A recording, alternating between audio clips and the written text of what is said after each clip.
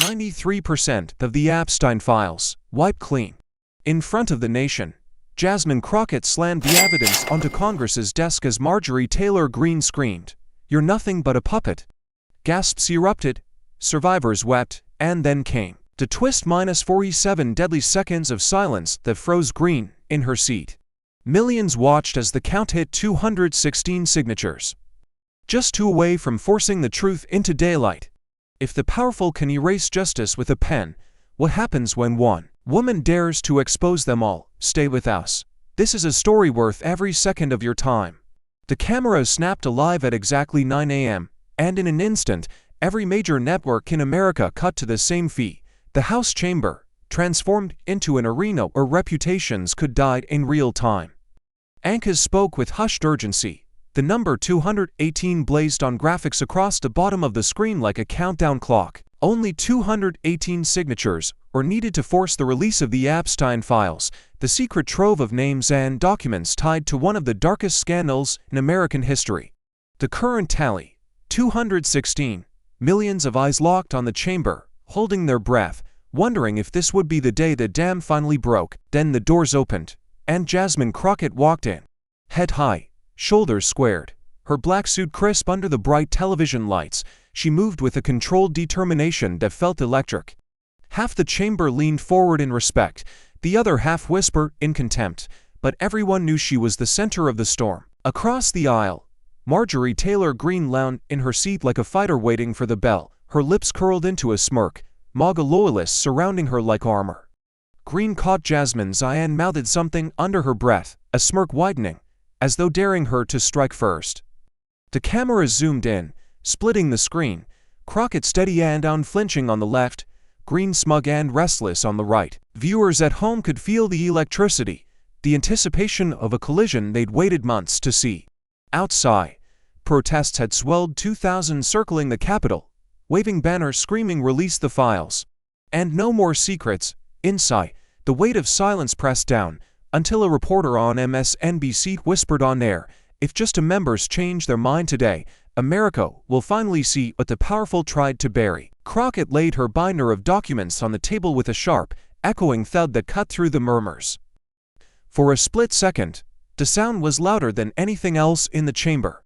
Reporters scribbled furiously, cameras snapped, and every microphone leaned closer, hungry for the first strike. The survivors of Epstein's abuse, seated quietly in the gallery, clutched each other's hands.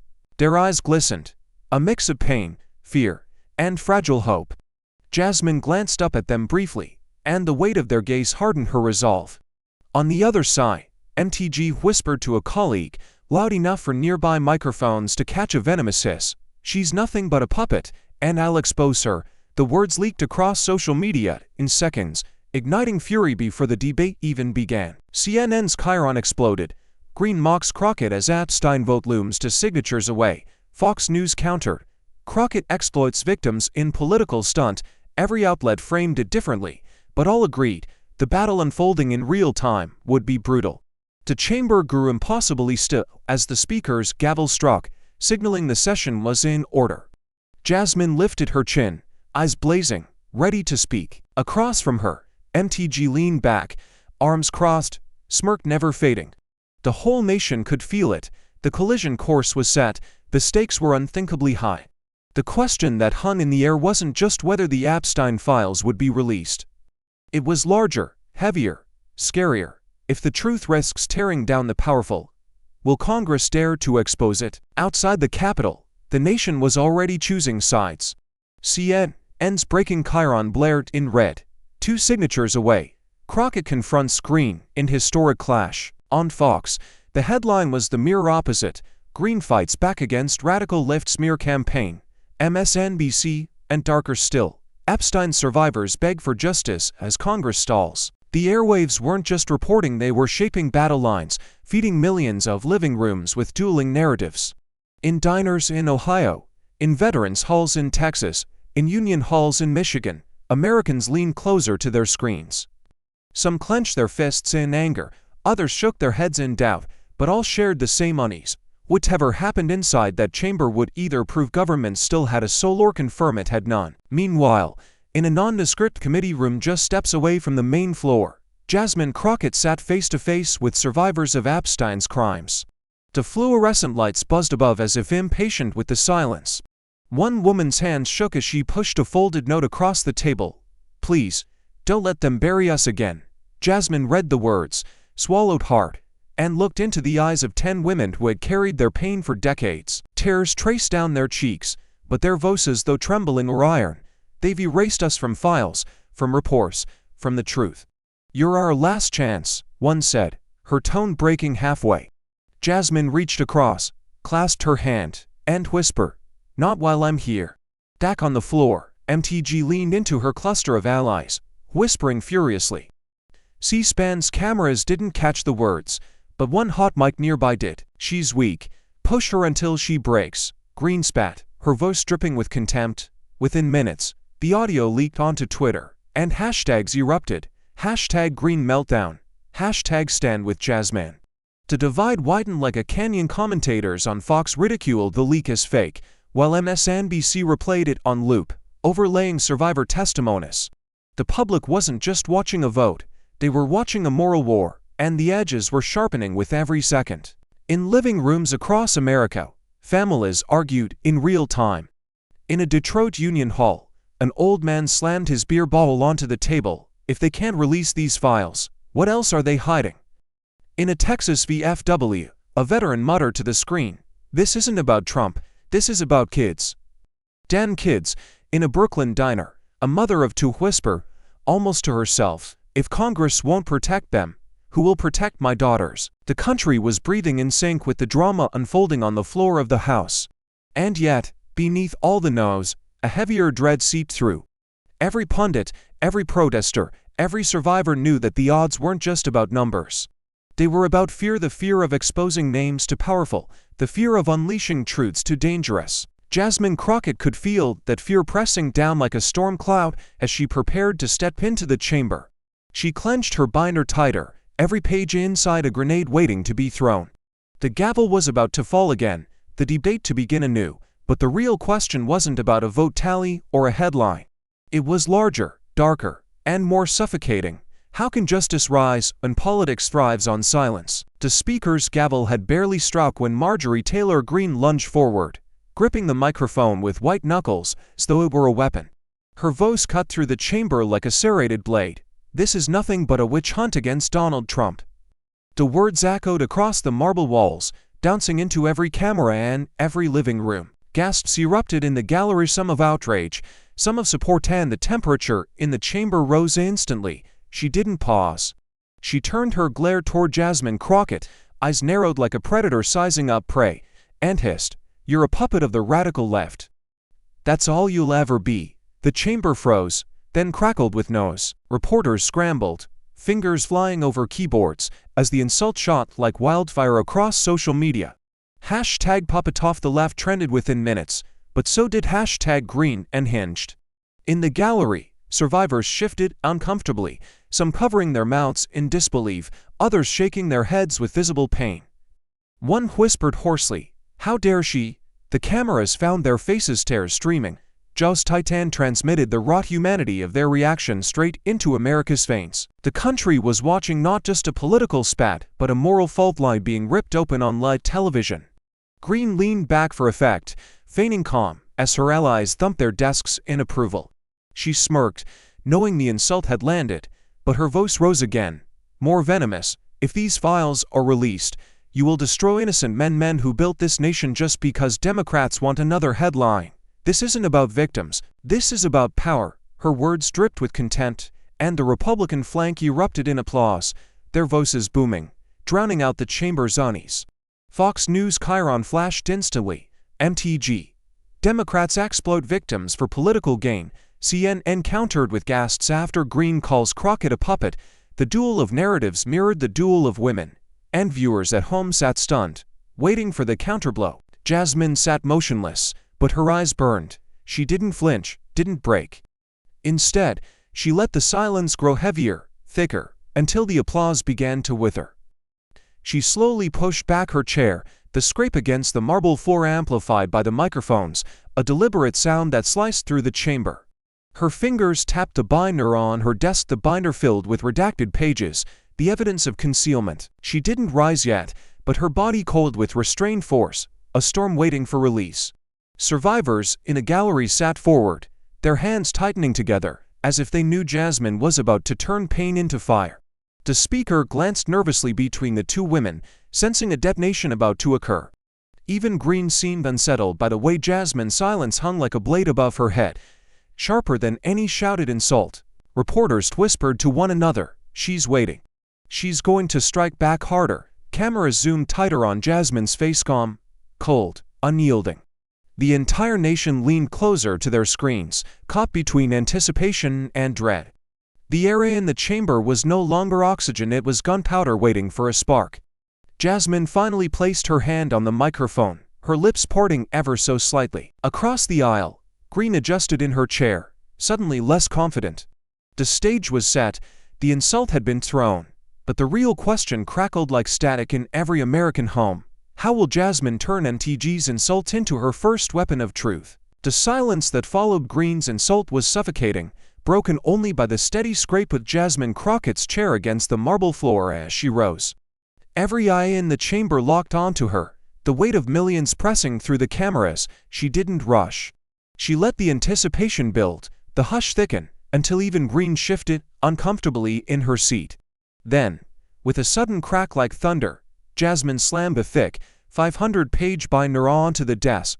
The sound reverberated through the hall, sharp enough to make some flinch. She gripped the cover with both hands and lifted it high before letting it fall open, page after page flashing nothing but black ink and thick redaction bars.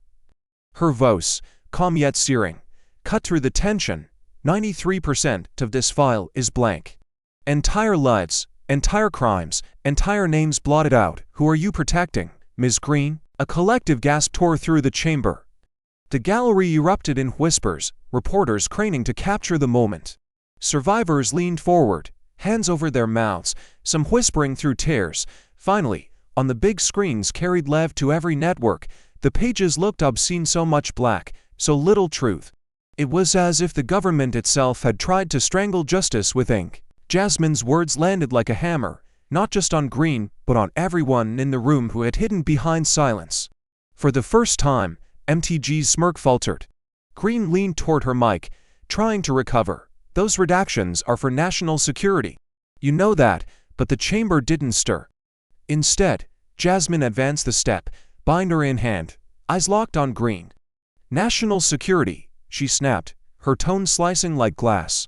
"Is protecting child abusers your definition of security? Because I call it betrayal." The words exploded through the chamber, drawing applause from the gallery, even from some seated on the Republican side who shifted uncomfortably in their chairs.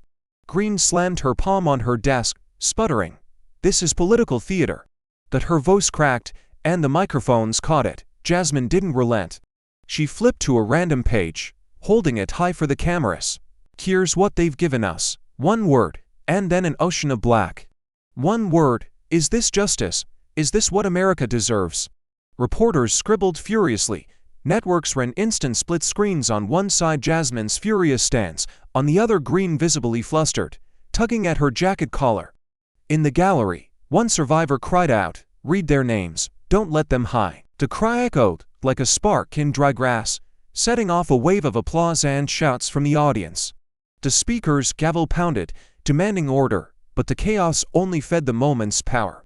Jasmine stood firm, binder still raised, her voice steady. "If this chamber cannot even name the guilty, then what are we? What is Congress but a shield for predators?" The words pierced deeper than any insult Green had hurled minutes earlier. Cameras zoomed on her face, sweat gathering at her temples, her bravado shrinking under the glare of truth. And then, for the first time since the clash began, Green went silent. The smirk faded completely. She gripped her microphone but said nothing. The hush returned, heavier now, heavier than before. Across the nation, millions leaned in closer to their screens, watching the stillness, feeling the weight of the pause. When silence falls, will MTG double down or break? The silence left in the wake of Jasmine's strike was suddenly broken by the scrape of another chair. To the surprise of many, it was not a Democrat who rose, but Republican Thomas Massey of Kentucky. The chamber buzzed with confusion as he adjusted his glasses and leaned into the mic, his voice steady but carrying the edge of defiance. "I've got billionaires pouring millions into attack ads against me," he said, his eyes cutting across the room, "because I back this release. Ads running every night in my district, calling me a traitor, a sellout, even threatening my family. And you know what? That only tells me one thing: there's something in these files powerful people are desperate to hide." The words hung like a thunderclap, forcing even Green's allies to exchange nervous glances. Reporters bolted upright, fingers flying over keyboards, as networks ran banners. "GOP Massey defies party. Backs released despite threats." The gallery erupted in whispers, ordinary citizens, survivors, and activists alike stunned by the sight of a Republican breaking rank so publicly. Green shifted in her seat, her smirk gone, her lips pursed into a thin line. She leaned toward one of her MAGA allies and hissed something inaudible, but her eyes betrayed unease. For the first time, she wasn't the only voice on her side of the aisle carrying weight. And then, before the chamber could exhale, another voice rose, this time from California Democrat Rocana. His tone was sharper, urgent, his words slicing the tension. "We already have 212 signatures. 212 members of Congress willing to put their names on the line for truth. We are just two away from history, two away from telling the American people what has been hidden from them for decades." He pointed upward toward the gallery, toward the survivors watching in silence, two away from honoring their pain, two away from ending the cover-up. His words cracked through the chamber like a whip, pulling heads up, pulling hearts forward. The energy in the room shifted, subtle but undeniable. The bipartisan alliance between Crockett, Massey, and Canna sparked something that had seemed impossible just moments before, a flicker of hope. Cameras captured it, broadcast it, magnified it across the nation. At home, viewers in living rooms and bars leaned forward, murmuring, "Maybe this could actually happen." The survivors in the gallery squeezed each other's hands, tears mixing with something stronger, belief. But beneath that fragile surge of hope, the weight of reality pressed hard. Everyone in the chamber knew what was coming. The White House had been whipping against this vote, sending texts, making calls, twisting arms. Green and her allies were waiting for the right moment to strike back with full force. The fragile coalition, as inspiring as it was, stood on glass, and the question whispered across the chamber, across the country, was the same. But will that fragile alliance hold against the White House pressure? The chamber barely had time to absorb Massey's defiance and Canna's rallying cry when Marjorie Taylor Greene shot to her feet, her voice tearing through the air like a siren. "You want to smear patriots as predators?" she screamed, slamming her fist onto the desk so hard the microphones crackled. "You want to destroy the reputations of men who have fought for this country, built this country, defended this country, just because you Democrats need another headline." Her voice grew louder with every sentence, veins straining at her neck, her words cascading like a flood meant to drown out reason. The gallery erupted in shouts, some booing, others screaming back while cameras swept between Jasmine's calm posture and Green's furious tirade. She didn't stop there. Green pointed across the chamber toward Crockett and Canna, her finger trembling with rage. "This is the deep state at work. This is the swamp protecting its own. They want you to believe that President Trump, the greatest president of our lifetime, was part of some sick conspiracy. Lies, all of it." The MAGA loyalists pounded their desks, their applause thunderous, their chants echoing. Reporters scrambled to capture the chaos as chirons blazed across the screens.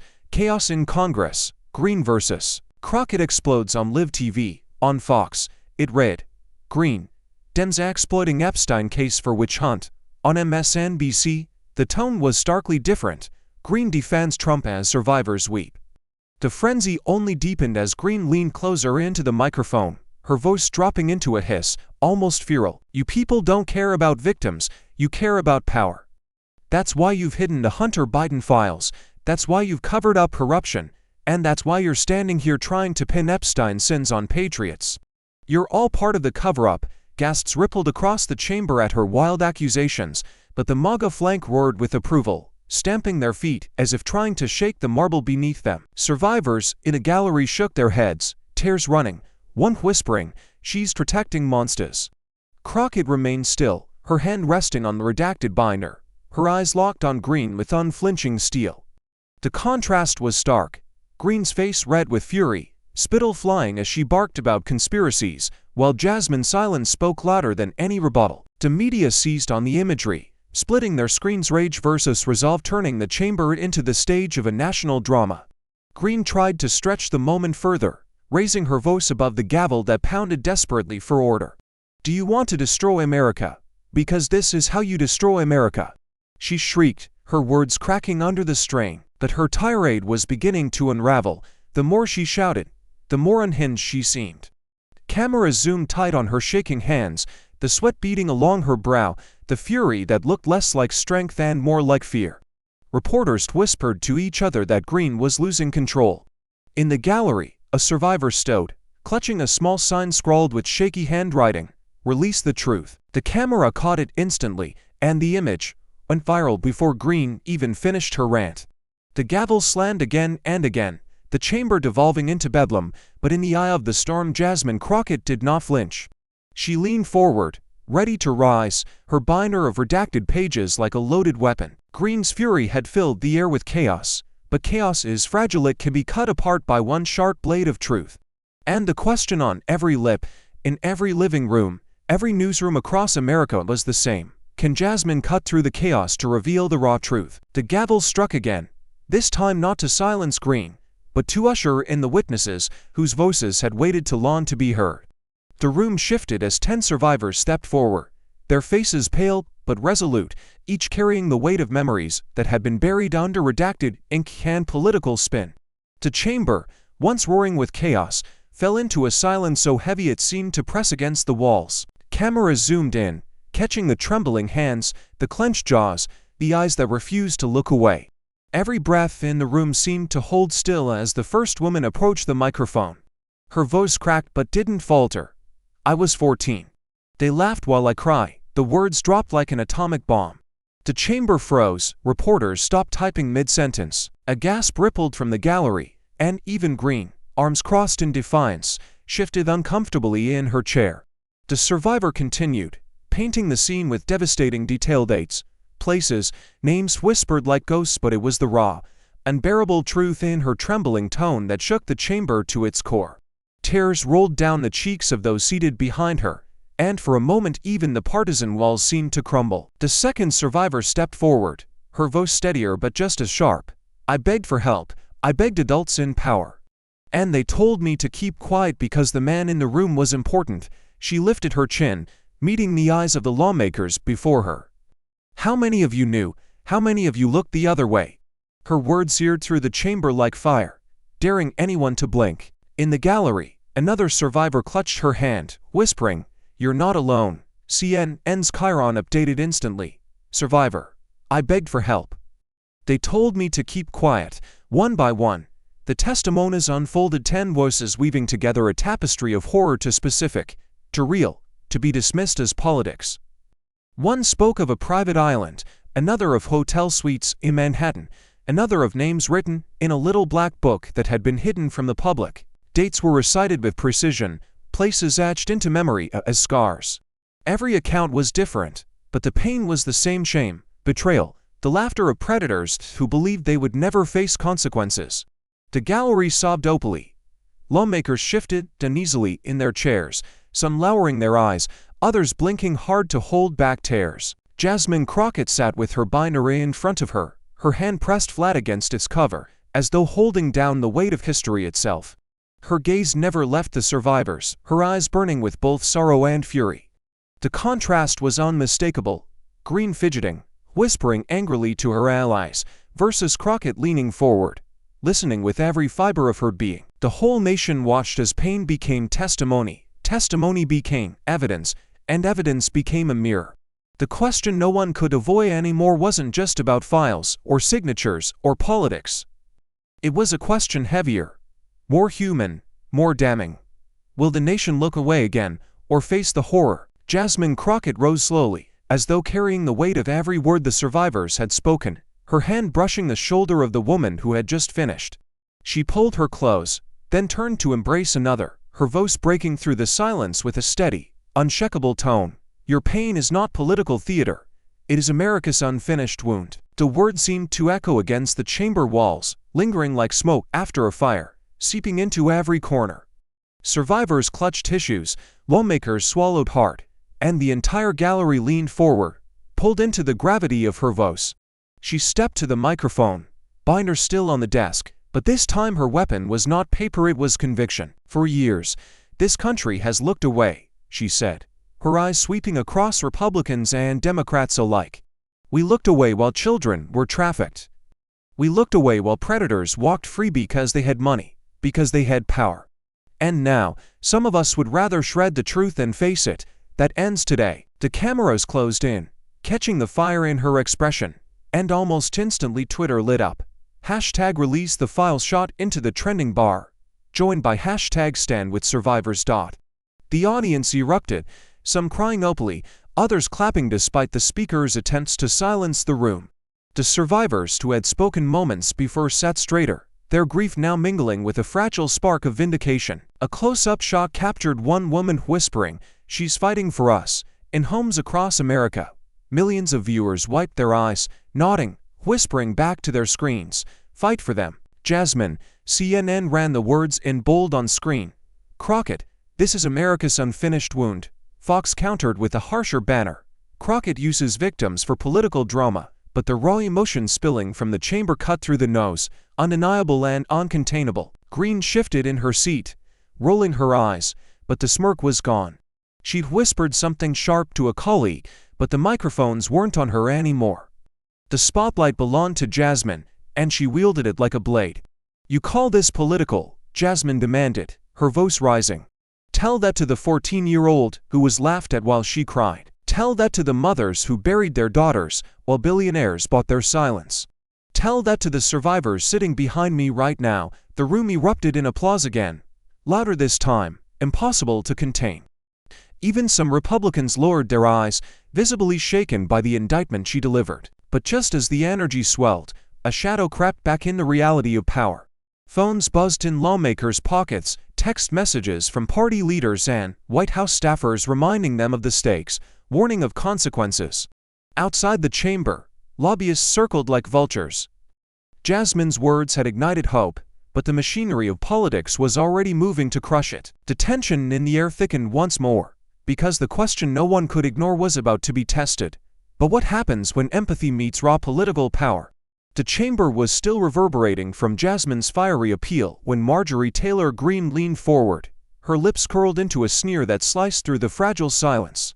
"Don't fall for this show," she spat, her voice dripping with disdain. "Trump was always a gentleman." The words detonated like a grenade. Gasps rippled through the chamber, sharp and collective, as if the entire room had inhaled the same disbelief at once. Survivors in the gallery froze, their faces contorted with shock, and one woman let out an audible sob that pierced the marble air like glass shattering. Reporters bolted upright, their phones buzzing with urgency as they scrambled to tweet the bombshell in real time. MTG defends Trump amid Epstein scandal. Within seconds, hashtags exploded across Twitter. Hashtag Trump gentleman, hashtag Green defends predators, and hashtag stand with survivors, all battling for dominance.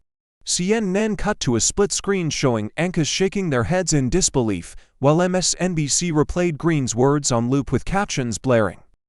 Even Fox anchors hesitated, their voices catching as they tried to spin the moment. The chamber itself was caught between stunned silence and bowling outrage, the disbelief thick enough to choke on. Jasmine didn't move yet, her eyes narrowing into twin blades aimed squarely at Green. Survivors shifted in their seats, murmuring furiously. One hissed through clenched teeth, "How dare she?" The raw pain in their voices carried into microphones, amplifying the fury of the moment. A few lawmakers from the back benches slammed their folders shut in protest, their anger barely contained, while others sat stone-faced, unwilling to show where they stood. Green, sensing the storm, leaned back with smug defiance, as if daring the outrage to touch her, but the backlash was immediate. Protesters outside the Capitol, watching the feed on giant screens, erupted in fury, their chants swelling, "Shame, shame, shame." The sound bled into the chamber through thick walls, a haunting chorus pressing on every conscience inside. Jasmine finally rose from her seat, slowly, deliberately, her movements calm, cold with power. Her silence in that moment was louder than Green's sneer, louder than the gavel pounding for order, louder than the chance rattling the glass windows, the network's capture every angle. Green's defiant sneer, survivors' tears, Jasmine's burning silence. It was a tableau of America's fracture, frozen in time yet alive with fury. Ankis whispered that the moment would define careers, perhaps even history. The chamber was no longer just debating a petition, it was standing on the edge of moral collapse, and the question that now hung heavy in the air was not just whether Green's words would haunt her, but something darker, more damning. How far will Green go to protect her loyalty? The chamber had barely recovered from Green's brazen defense of Trump when the giant digital tally board flickered to life. A red number glowed against the screen. 213 signatures. The murmur in the room was immediate, a low hum of anticipation that spread like static. Then, almost as quickly, the number jumped 214. A gasp rolled through the chamber like a wave, caught instantly by cameras, amplified by anchors across the networks. Outside the Capitol, the roar of the crowd, watching on giant screens, was deafening, a chant rising above the cold air. 2 more. 2 more. Journalists clutched their earpieces, voices hushed with awe as they reported live. "This is the most consequential vote since Watergate," one whispered on CNN, his tone carrying the weight of history. MSNBC's anchor leaned forward, eyes wide. "We are witnessing a crack in the wall of silence." 2 signatures short of forcing the release of files that could shake the nation's elite, even Fox, hesitant, labeled it, "Historic petition gains ground amid chaos." The whole country was staring at that board, each flicker of the number like a heartbeat, each update pulling America closer to an edge it wasn't sure it wanted to cross. Inside the chamber, lawmakers shifted uneasily, whispering, their phones buzzing with calls and texts from party leaders, lobbyists, and donors. Some looked pale, caught between conscience and career. Green glared across the aisle, her knuckles white as she gripped a desk, whispering venom into her phone. Crockett, by contrast, sat steady, her hand resting on the binder, her eyes never leaving the tally. The survivors behind her clutched each other's hands so tightly, their knuckles turned white. One muttered under her breath, "Please, just 2 more." The speaker's gavel pounded for order, but the sound was drowned out by the weight of the moment. Every flicker on the board was a potential explosion. At 214 signatures, hope surged like a tidal wave, yet so did the fear, because everyone in that chamber knew the White House was working the phones, twisting arms, offering deals, threatening careers. Green's eyes darted toward wavering Republicans, her face a mask of fury and desperation. The tension was unbearable, stretching tighter with every second, as if the air itself might snap. The chamber held its breath, and the nation with it, 2 signatures short. 2 names that could tip the balance between concealment and revelation, between silence and justice. And as the tally board glowed against the marble, the question cut through the suspense like a blade. Will the final to defect or betray? The tally board still glowed with the number 214 when Jasmine Crockett rose once more, her binder clutched like a weapon. The chamber quieted, though the energy buzzed like a live wire, as she strode to the podium and dropped the second stack of papers onto the desk with a sharp crack. "Let's stop pretending," she began, her voice calm but edged with fire. Speaker Johnson took your bill, copied 3 pages word for word, and then gutted its teeth. The words cut clean through the nose, and a ripple of gasps moved across the chamber. Jasmine pulled out 2 documents, holding them side by side, raising them high for the cameras to see. "Here is our bill," she declared, flipping to highlighted passages.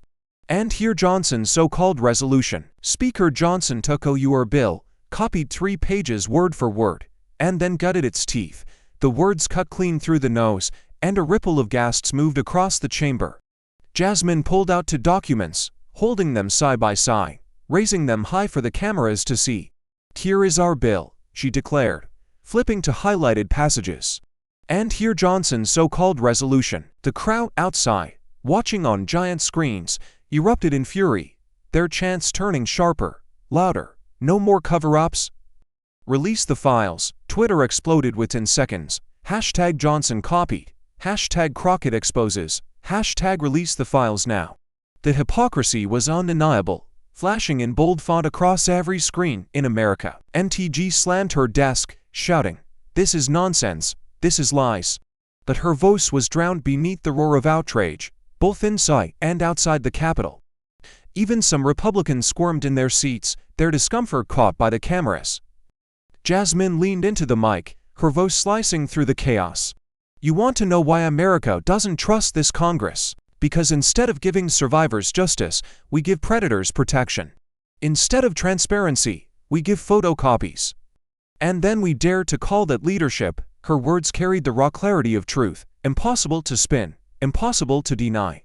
The survivors in the gallery stood, tears streaming, their applause breaking through the gavel's pounding demand for order. One raised a trembling hand-painted sign. Stop protecting them. The image went viral instantly, CNN and MSNBC flashing it on the screen, anchors choking on their words as they described the growing fury.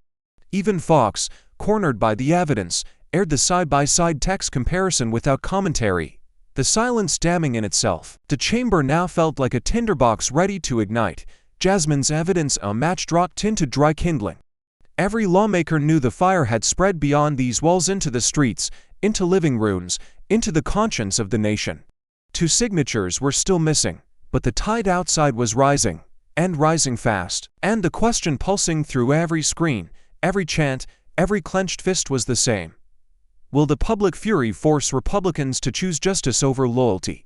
The roar of outrage still echoed from Jasmine's revelation about Speaker Johnson when she turned, slowly, deliberately, toward Marjorie Taylor Greene. The chamber hushed, sensing the shift, as Jasmine placed both hands on the podium and locked eyes with her adversary. Her voice came low at first, then sharp as a blade. If you believe in Trump's innocence, prove it. Release the files. The words cracked like thunder, slamming into the chamber, amplified through every microphone, every camera, every television set across America. All eyes swung to Greene. The camera zoomed tight, catching the twitch at her jaw, the flicker of panic in her eyes. She opened her mouth, but no words came. The silence stretched, seconds turning into an eternity. Reporters whispered into their recorders, anchors fell silent mid-sentence, the entire chamber suspended in that unbearable pause. Survivors in the gallery leaned forward, clutching each other, their faces trembling with anticipation. Twitter feeds lit up with a single word: silence. The speaker's gavel tapped once, then hesitated, unwilling to break the moment. Greene's allies glanced at her nervously, some mouthing encouragement, others shrinking into their seats. The seconds ticked by 10, 20, 30, each one a hammer blow against her smirk, her swagger, her defense. Jasmine did not move, did not blink. She stood like a prosecutor before the jury of the nation, waiting. The weight of the silence grew suffocating, pressing down on every chest in the room, until the only sound was the faint hum of the cameras capturing every agonizing detail.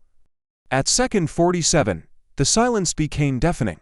Greene's hand trembled as she reached for the microphone, then froze, her knuckles whitening against the wood of her desk. The gallery erupted in gasps, some crying out, others clapping, the sound of catharsis filling the chamber. On screen, MSNBC flashed, 47 seconds, Greene speechless, CNN's Chiron Re. Crockett's challenge stuns Congress. Even Fox News could not spin away from the image. Greene frozen, silent, cornered. Outside the Capitol, the crowd exploded in chants that shook the steps. Release the files, release the files. The sound seeped into the chamber, fusing with the tension until it felt like the walls themselves were vibrating. Jasmine finally leaned back from the podium, her expression steady, almost calm, as if she had known all along that silence would be her victory. The cameras cut between Crockett's unshaken stare and Greene's crumbling facade, and America saw the power shifting real time. The chamber knew, the nation knew, Jasmine had turned silence into a weapon sharper than any word. But as the gavel struck and the tension hung unresolved, the question lingered like smoke in the air. Did Jasmine just turn silence into the loudest truth? The echo of Greene's 47 seconds of silence was still reverberating when a new shockwave hit the chamber, this time from outside its walls. CNN cut in with a breaking alert, flashing across every screen. Leaked texts, Trump allies whipping votes against Crockett's bill. Phones buzzed on lawmakers' desks as journalists rushed to confirm, but the messages were already flooding Twitter. One text read, "Do not sign. POTUS is watching. Careers will end if you cross him." Another, We'll bury you in primaries, stay loyal. The evidence was raw, undeniable, and it spread faster than wildfire. The anchor's voices carried a grave urgency. The cover-up, one intoned, his words heavy with implication, maybe bigger than the crime. The camera cut back to the Capitol steps, where protesters roared louder, their chants morphing from anger to fury. Who are you protecting? Release the files. Inside, the atmosphere thickened like smoke. Lawmakers clutched their phones, some pale, some visibly sweating. Green smirked again, emboldened by the revelation, leaning into her mic with a hiss. See? Even the White House knows this is a sham, but the optics told another story. Survivors in the gallery shook their heads in disbelief, one standing to shout, "You're protecting monsters." Security moved to quiet her, but the words had already struck like lightning, caught by every camera. Jasmine rose, binder in hand, her eyes scanning the chamber. She didn't need to speak yet.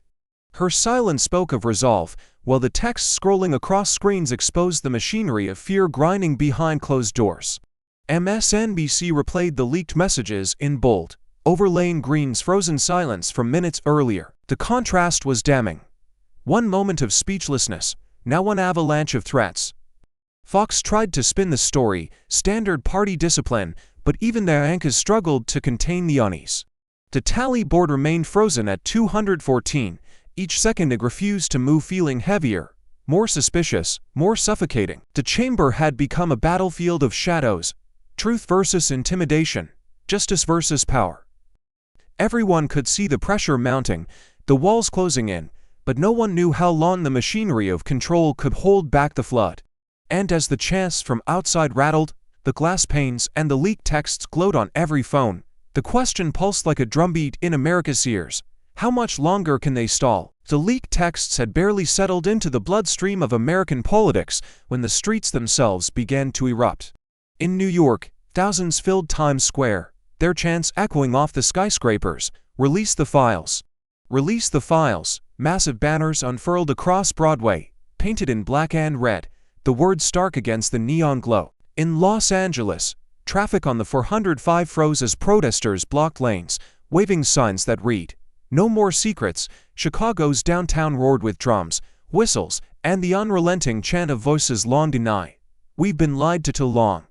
The air was thick with anger, but beneath it surged something stronger, an uprising of ordinary citizens who refused to be ignored. Networks cut from the chamber to lit shots of the chaos spreading like wildfire. CNN's split screen showed Jasmine's steady face in Congress alongside drone footage of New York streets choked with demonstrators. MSNBC ran Renee Chiron in bold, grassroots fury, citizens demand Epstein files. Even Fox was forced to acknowledge the scale, airing helicopter shots of packed highways and chanting crowds while trying to frame them as radical agitators, but the images were undeniable. America was on its feet, and the chants rattled louder than any lobbyist's whisper. Interviews poured in from the ground. A retired firefighter in Chicago shouted into a reporter's mic, "I risked my life for this country, and they cover up for predators, not anymore." In Los Angeles, a mother of three held her daughter's hands and said tearfully, "If Congress won't fight for these survivors, then what happens to my girls?" In a diner in Ohio, regulars rose from their booths and walked straight into the street with hastily written signs, "Truth or nothing." From coast to coast, the fury was not left or right, red or blue. It was raw, human, and impossible to contain. Inside the Capitol, the roar of protest seeped through thick walls, muffled but unrelenting.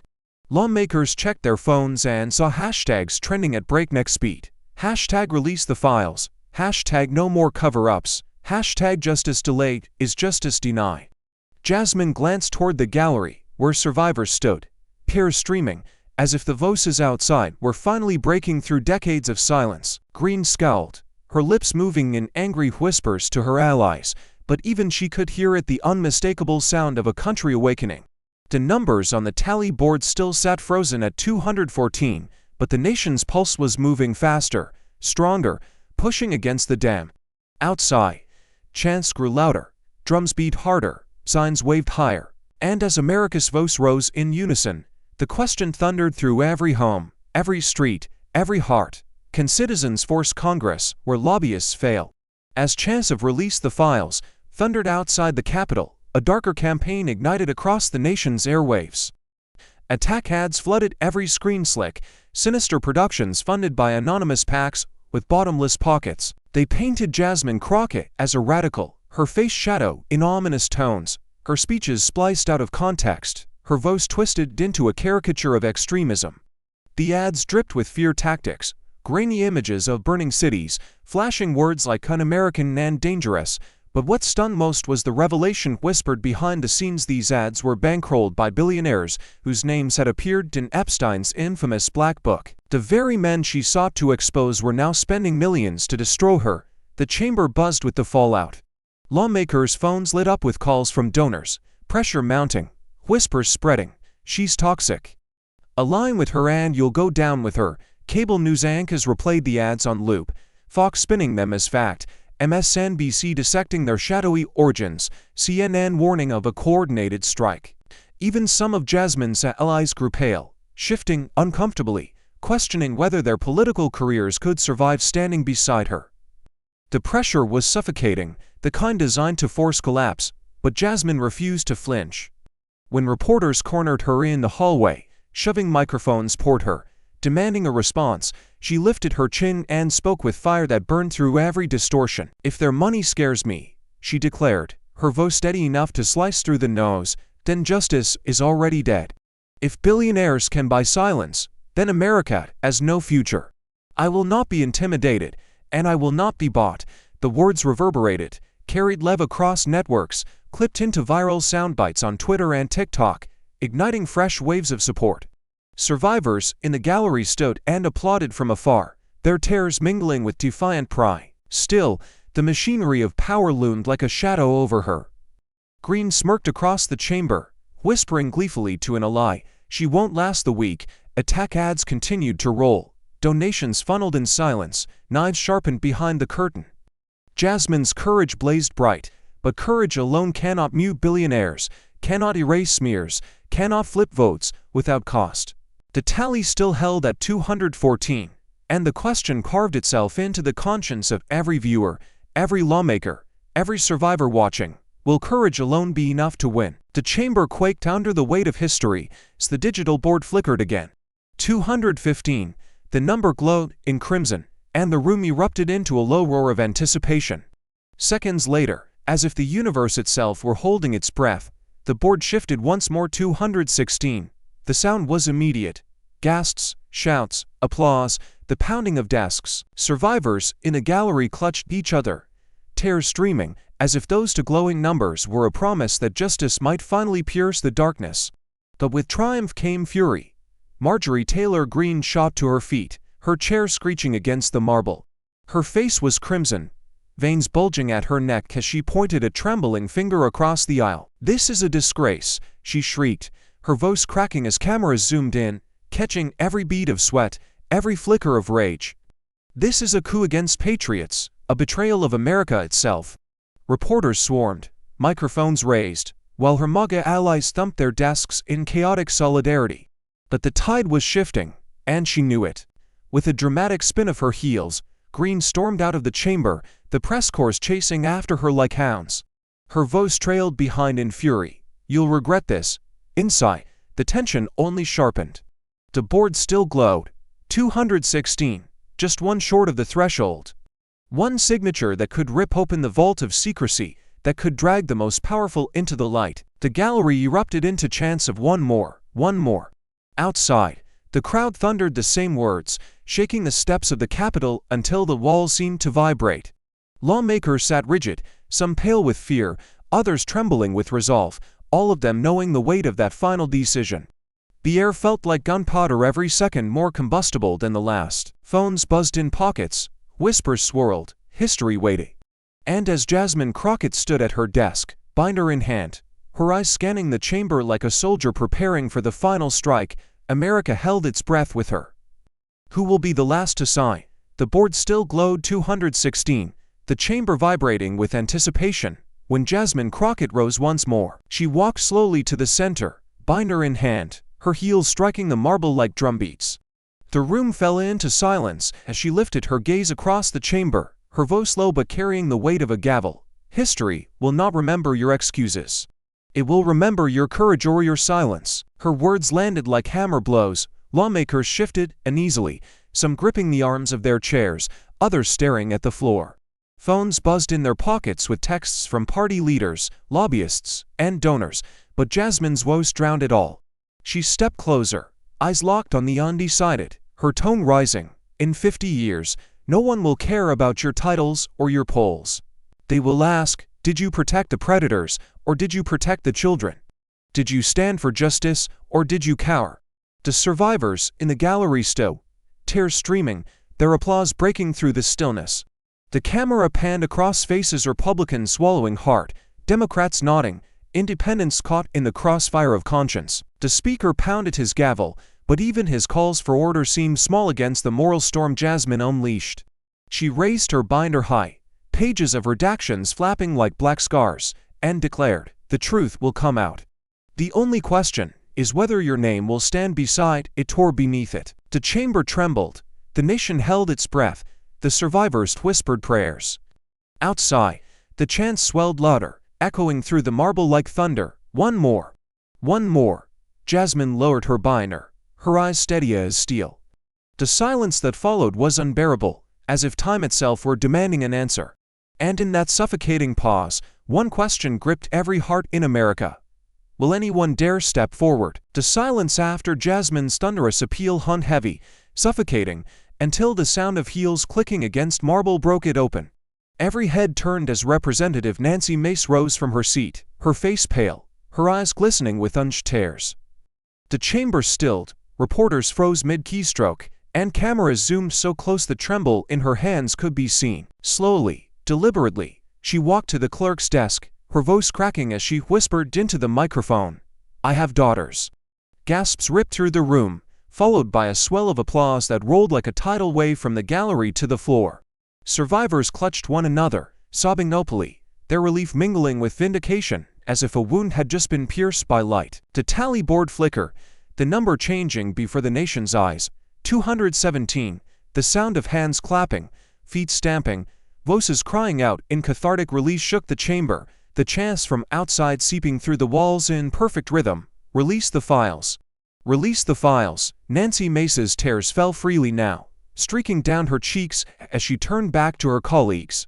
I can't look my children in the eye and pretend this doesn't matter, she said, her voice trembling but resolute. The words cut deeper than any speech, simple, human, undeniable. Jasmine nodded once, slowly, her eyes shining, as if to say, you were the one we were waiting for. Green seat sat empty, her storming exit only magnifying the moment's weight. The chamber had shifted, the impossible was suddenly within reach. Yet, even as the applause thundered, the question reverberated louder than the cheers, echoing across the Capitol, across the country, across every trembling screen. Is this the moment the dam finally breaks? The moment Nancy Mace's trembling voice echoed, I have daughters, and the board lit up with 217, the nation erupted like a dam bursting. Within minutes, headlines blanketed every screen. Crockett forces Epstein files vote blared across CNN. MSNBC called it the most historic break in Congress since Watergate, while even Fox, cornered by the spectacle, admitted, Mace defies party. Joins Crockett in push for Epstein files. The image of survivors hugging, tears streaming, was replayed on loop, raw humanity impossible to spin away. Social media exploded, timelines drowned in hashtags. Hashtag Crockett's green, hashtag release the files, hashtag history, to 17 surged to the top of global trends. TikTok flooded with clips of Green's 47 seconds of silence, juxtaposed with Jasmine's fiery words. Twitter burned with a single phrase repeated like a mantra, justice is one signature away. Outside, the chants had grown so thunderous they seemed to rattle the marble itself, their rhythm carried love to millions around the globe. It was euphoria, but it was also tension, the sense that America had been pulled to the very brink of revelation. In living rooms, diners, and crowded city squares, people clutched each other, whispering, it's happening. Survivors across the country called each other in tears, their voices breaking as they repeated what they had waited decades to hear. They can't bury us anymore. But in the shadows, the question loomed heavier than ever. Who would be the last to cross that line? What truth still slept inside those blacked-out pages? The celebration was fierce, but beneath it thrummed a deeper, more unsettling drumbeat. What will the files actually reveal? The chamber still trembled from the roar of headlines and the thunder of chants outside when Jasmine Crockett rose one final time. She moved with the calm of someone who had carried the storm and survived it, binder pressed to her chest like both shield and sword. The room stilled, the gallery hushed, and even those who opposed her leaned forward, drawn into the gravity of her presence. Her voice was steady, resonant, and piercing. Justice is not partisan. It is the soul of a nation. The words rippled outward, striking deep in a country fractured by loyalty and fear, cutting through the nose like a bell tolling at midnight. She stepped closer to the podium, eyes sweeping across Republicans and Democrats alike, pausing long enough to let discomfort bloom in their faces. You can call me radical, you can call me dangerous, but you cannot call me silent. Because silence is what buried these women for decades. She turned her gaze to the gallery, to the survivors who had endured the unendurable. You are not props, you are not pawns. You are the beating heart of justice itself, and America must look you in the eye. The survivors rose in unison, applause breaking like a wave, some clapping through tears, others crying out words of gratitude. The camera zoomed tight on Jasmine's face, her jaw set, her eyes gleaming with both sorrow and defiance. To those who say this will divide us, I say, you're too late. We've already been divided by wealth, by lies, by secrets. The only thing that can unite us now is truth, and truth does not bow to billionaires. Truth does not cower before presidents. Truth does not hide behind black bars on a page. Her hand slapped the redacted binder, the sound echoing like a gavel. The chamber erupted in applause, but Jasmine raised her voice above it, carrying her words to the steps outside, to the crowds in the streets, to the millions watching across the world. This is not about Democrats or Republicans. This is about who we are when no one is watching, about whether our children will grow up in a country where justice belongs to the powerful or to the people. She paused, letting the weight of her words press down on every heart in the room. Then, quieter, almost a whisper, the soul of America is on trial. And we will not walk out of this chamber unchanged. The survivors wept openly, standing shoulder to shoulder, their applause relentless, their voices breaking the last chains of silence. Yet as the thunder faded, a single question still hovered, heavy and unresolved, hanging in the air like smoke after fire. When truth comes, will America accept it? The chamber was still humming with the echoes of Jasmine Crockett's words when the camera pulled back, capturing the whole scene like the final frame of a historic film. Survivors stood shoulder to shoulder, tears streaking their faces, lawmakers frozen between pride and shame, the tally board still burning at 217 like an unfinished sentence. Outside, chants thundered against the marble, shaking the Capitol as though the people themselves were trying to break down its walls.